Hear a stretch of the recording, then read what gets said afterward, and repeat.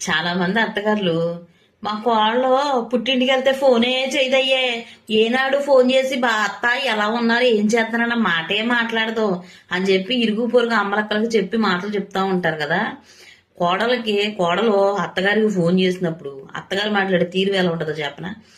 అత్తయ్య ఎలా ఉన్నారు ఏం చేస్తున్నారని అడిగితే బానా ఇప్పుడే వంట అయింది కూర్చున్నాను,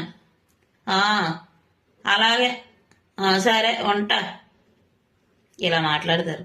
ఇలా మాట్లాడినప్పుడు ఏ కోళ్ళైనా ఎందుకు ఫోన్ చేస్తుందే, చేయకపోతే చేయలేదని ఎడతారు, చేస్తేనేమో ఇలా మా వంకరగా మాట్లాడతారు.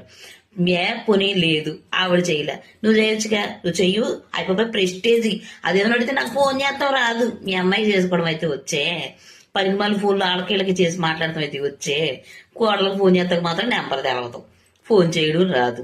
ఒకవేళ ఫోన్ చేస్తానని ప్రేమగా మాట్లాడతారా, పోలీసు ఎక్కడో పెట్టినట్టు మాట్లాడతారు. అయ్యే తగ్గించుకుంటే శుభ్రంగా సంతోషంగా ఉంటది. రేపు పొద్దున మంచాన్ని పడ్డప్పుడు చూడాల్సింది కోళ్లే, ఎడితిరిగి వచ్చినా చూడాల్సింది కోళ్లే.